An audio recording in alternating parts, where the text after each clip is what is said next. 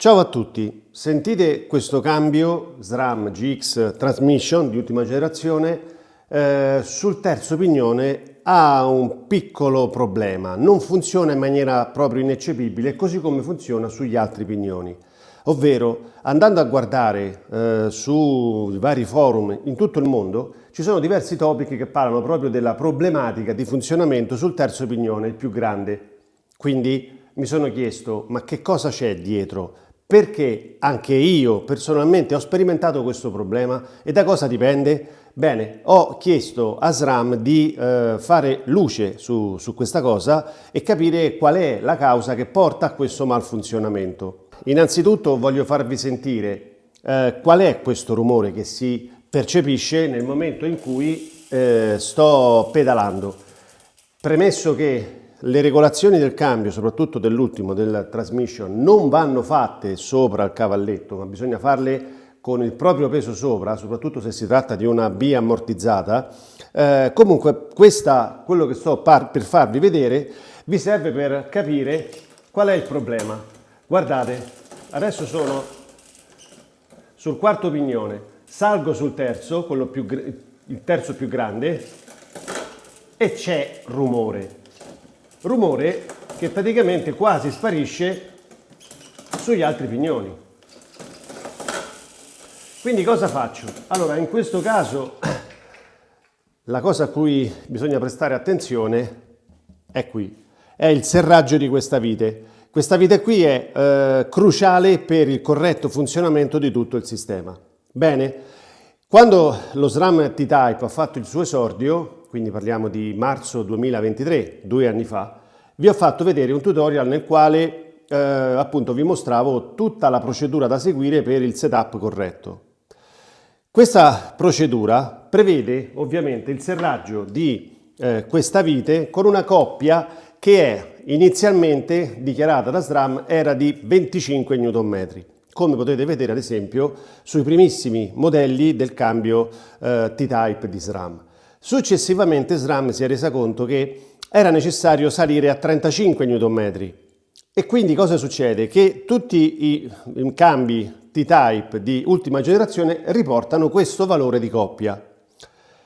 35 Nm non sono pochi e attenzione, è facile arrivare al punto di dare poca coppia, per cui fondamentalmente questa vite tende ad allentarsi e di conseguenza cosa succede?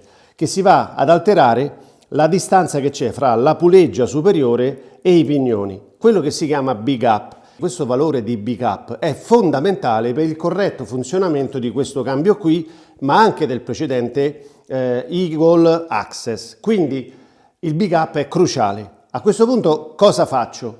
La cosa fondamentale è dotarsi di questa, o andare dal proprio meccanico e chiedergli di fare un serraggio di questa vite in modo corretto. Bene, adesso voglio farvi vedere qual è la procedura corretta per ripristinare il valore di big up corretto su questa bicicletta qui. Innanzitutto sull'app SRAM Access è necessario impostare la catena sul settimo pignone per questa qui che è una track rail del 2022-2023. Gli ho dato 36 denti sulla corona, taglia L, di conseguenza l'app mi ha detto imposta il setup key qui su A. A questo punto cosa faccio? Io non faccio altro che andare su questo, perfetto. A questo punto cosa devo fare? Allentare la vite del mozzo, ecco fatto, un giro dal tutto chiuso. Devo a questo punto allentare anche la vite del T-Type. E qui mi servirà un po' di forza adesso, perché ecco fatto. Quindi la riporto così è tutta serrata, all'incirca siamo così. Adesso devo fare questo, devo tirare leggermente il cambio, metto la dinamometrica, comincio a serrare. Ecco fatto. Questa è la coppia di serraggio ottimale per il cambio.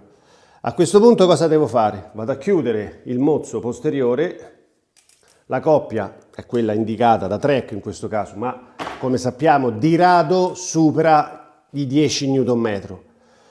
Bene, a questo punto posso togliere il cambio dalla posizione di setup e il gioco è fatto. Attenzione, questa vite qui quindi va serrata in modo corretto con questo attrezzo qui, perché è facile che voi pensate di aver tirato tanto, ma in realtà non funziona per niente bene.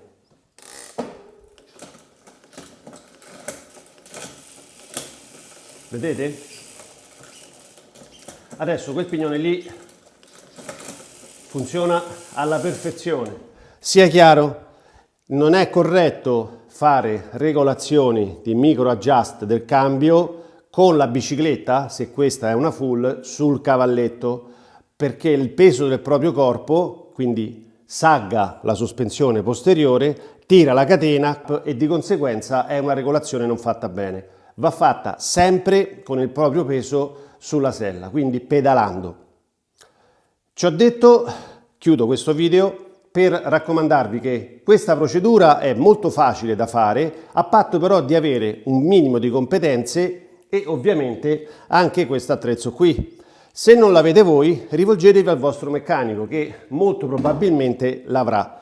Ma una volta fatta questa procedura qui con i 35 Nm, lui è perfetto, veramente non sbaglia un colpo e secondo me con tutti i soldi che abbiamo speso per acquistarlo o per averlo sulla nostra nuova bici vale la pena che funzioni come Cristo comanda.